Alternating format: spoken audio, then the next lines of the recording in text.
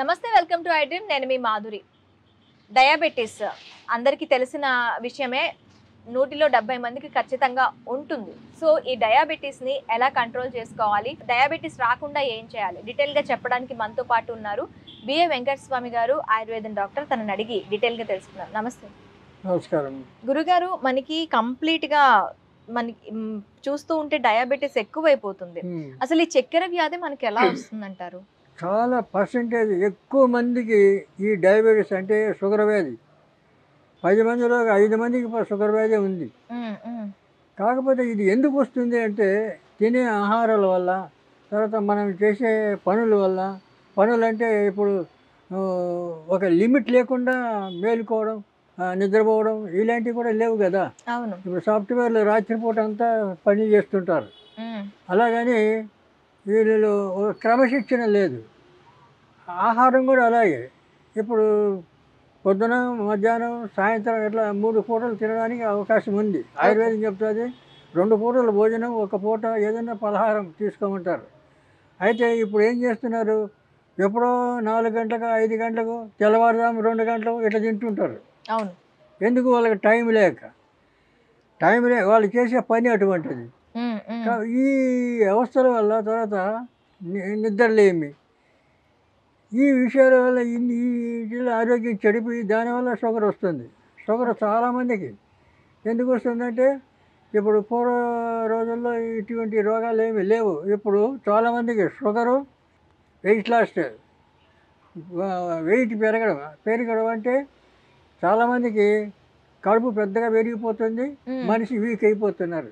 అవును. ఈ తాగుడు వల్లనే మనిషి వికారంగా తయారవుతున్నాడు. అసలు ఉన్న మనిషి ఉన్న పర్సనాలిటీ కూడా లేదు, అంత వరస్ట్గా తయారవుతున్నారు. ఎందుకంటే అలవాట్లు మంచి లేక తాగుడుకు అలవాటు పడి తర్వాత ఎప్పుడంటే అప్పుడు తినడం, ఎప్పుడంటే అప్పుడు నిద్రపోవడం, ఎప్పుడంటే అక్కడ పడుకోవడం, ఎప్పుడంటే తిరగడం, ఇలాంటి క్రమశిక్షణ లేకుండా జీవితం. ఈ అలవాట్ల వల్లనే ఈ లేనిపోయిన రోగాలన్నీ వస్తున్నాయి. రెండవది ఈ మాంసాహారంతో కూడా ఎక్కువ చెప్పలేని రోగాలు వస్తున్నాయి. మాంసాహారం కానీ మాంసాహారం కూడా ఎక్కువ తినేవాళ్ళు ఎక్కువైపోయినారు. ఇవన్నీ మానేసి కాస్త సాత్విక ఆహారం అంటే పూర్వ రోజుల్లో ఇంత విచ్చలవిడిగా ఉండేది కాదు. కానీ ఇప్పుడు మాంసాహారం కూడా కల్తీనే. అప్పుడు మాంసాహారం కూడా చాలా నీట్గా ఉండేది ఆ పూర్వం తినే వాళ్ళంతా. ఇప్పుడు అలాంటి లేదు. ప్రతిదీ ఏ టు జెడ్ కల్తీ. పాలు తీసుకోండి, తర్వాత మాంసం తీసుకోండి, అంటే కూరగాయలు తీసుకోండి. కూరగాయలు కూడా ఈ కెమికల్, ఈ పౌడర్లు తల్లి కదా పండిస్తున్నారు. అవును. కాబట్టి అక్కడ కూడా ఇప్పుడు కొబ్బరి నీళ్ళు శ్రేష్టంగా ఉంటాయి అంటారు. కొబ్బరి చెట్ల కింద పాదులు తీసి ఆ పాదుల్లో పౌడర్ వేస్తారు, కెమికల్.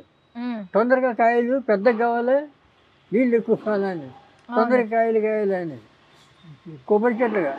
అంటే ఇప్పుడు కొబ్బరి నీళ్ళు తాగితే టేస్ట్ ఉండదు, తీయగా ఉండవు, ఏదో పుల్లగా ఎటగా ఎట ఈ కారం పుడుతుంది. అందుకే కొబ్బరి నీళ్ళు ఇటువంటి మేమేం తాగం, ఏం ముట్టుకోము. డయాబెటీస్ ఉన్నవాళ్ళు, షుగర్ వ్యాధి ఉన్నవాళ్ళు ఏం చేయాలి అంటారు? అంటే ఇవన్నీ మార్చుకోవాలి, అలవాట్లు అన్నీ మార్చుకోవాలి. పొద్దున పూట లైట్గా టిఫిన్ చేయడం, తర్వాత మధ్యాహ్నం 1 గంట లోపు అంటే 12, 1 గంట లోపల భోజనం చేయడం, రాత్రికి 8 లోపల భోజనం చేయడం, ఇలాంటి అలవాట్లు పెట్టుకుంటే ఈ రోగాలు చాలా వరకు తగ్గించుకోవచ్చు.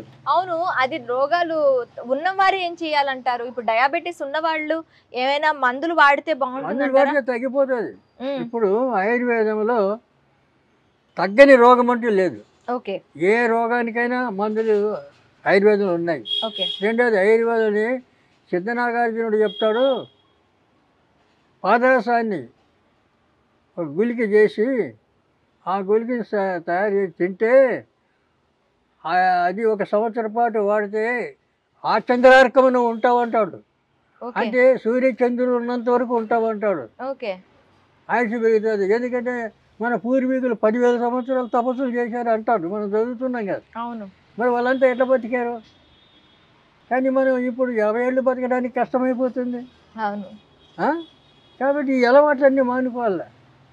అలవాట్లన్నీ మాని కాస్త సింప్లిసిటీగా మనం ఉన్న ఆహారం ఏదో ఉన్న దాంట్లోనే సాత్విక ఆహారం తీసుకుంటూ దాన్ని బట్టే మన వ్యవహారాలు పనులు ఇవన్నీ చేసుకుంటుంటే ఈ రోగాలు రావు. అందుకని ఆయుర్వేదంలో 2 నెలలు 3 నెలలు కంప్లీట్ కంట్రోల్ అయ్యేటట్టు మేము వైద్యం చేస్తాం, మందులు ఇస్తాం. మందు ఉంది, ప్రతిదానికి మందు ఉంది. ఆయుష్ ఉండాల. ఆయుష్ లేకపోతే ఎవరు ఏం చేయలేరు. ఆయుర్వేదం ఏం చేయలేదు. ఆయుష్ లేనివాడికి అమృతం పోసినా లేవడు. ఆయుష్ అనేది ఉంటే, అందుకే మేము నాడి పరీక్ష చేస్తాం, జాతకం చూస్తాం, జ్యోతిషం చూస్తాను నేను. వాళ్ళ పెద్ద నాయకులన్నీ రాశాను. పివి నరసింహరావు, ఎన్టీ రామారావు వీళ్ళ జాతకాలని రాశాను నేను. రాజీవ్ గాంధీ వీళ్ళ 10 సంవత్సరాలు నేను జ్యోతిష పత్రిక నడిపాను. జాతక ఫలం అనే పత్రిక 10 సంవత్సరాలు, 73 నుంచి 83 వరకు. కాబట్టి ఈ జాతకాలన్నీ చూస్తే, ఈ జాతకాలు కూడా చూస్తాం మేము. పేషెంట్ వస్తే దీర్ఘ వ్యాధులు అంటే పక్షపాతం, క్యాన్సరు, ఈ షుగరు, ఈ ఒబిసిటీ, ఇవన్నీ దీర్ఘ వ్యాధులు. అంటే ఎప్పటికీ వదిలిపెట్టవు మనిషిని. అటువంటి వ్యాధులన్నిటికీ మేము ట్రీట్మెంట్ చేస్తాం. కానీ ఇవి రాకుండానే చూసుకోమంటాం మేము. ఇప్పుడు వచ్చిన తర్వాత బాధపడడం కాదు, రాకుండానే చూసుకోవాలి. ఇప్పుడు చాలామంది జనరేషన్ ఏమంటే, మేము మాలాంటి వాళ్ళు ఏమైనా చెప్తే వినే రకం కాదు. వినరు, వినిపించుకోరు. మీ కాలం వేరు, మా కాలం వేరు అంటారు. ఇప్పుడు ఇవాళ ఏం చెప్తే వాళ్ళకు కాలమే వేరు అంటారు. అందువల్ల ఈ రకంగా అలవాట్ల వల్లనే ఈ షుగర్ వస్తుంది. షుగర్కు మేము మానేస్తాం. కానీ కొన్ని చెట్టు చెప్తాను, అవి వాడుకోవచ్చు. అతిబల రోజు 2 ఆకులు తినాలి. అటు సుమారు 2-3 నెలలు తినాలి. తింటే షుగర్ పోతుంది, ఈ ఒబిసిటీ పోతుంది, ఏ రోగం రాదు. కానీ అప్పుడు మళ్ళీ ఇవన్నీ తినకూడదు కదా. తినే ఆహారంలో కూడా జాగ్రత్త ఉండదు, అది వాడాలి. అట్లనే దూసర చెట్టు అంటారు, దూసర తీగ, దాన్ని పాతాళ గరుడు అంటారు సాంస్క్రిట్లో. ఆ ఆకు పౌడర్ చేసుకొని తినచ్చు, షుగర్ తగ్గిపోతుంది. తర్వాత ఇట్లాంటివి చాలా ఉన్నాయి మూలికలు, ఔషధీకులు. కానీ ఇవన్నీ తింటారా? వాళ్ళకి ఓర్పు ఎక్కడిది? ఓర్పు లేదు, టైం దొరకదు, తెచ్చుకోలేరు. ఎన్ని అవస్థలు కదా. అందుకని ఇంకా 2 నెలలు 3 నెలలకు మేము మందులు ఇస్తాం, తగ్గిపోతుంది, కంట్రోల్ అయిపోతుంది. షుగర్ పూర్తిగా పోకూడదు. షుగర్ ఉంటేనే జీర్ణశక్తి పెరుగుతుంది, జీర్ణశక్తి అవుతుంది. షుగర్ అసలు లేకపోతే మనిషి పడిపోతాడు డమాలని.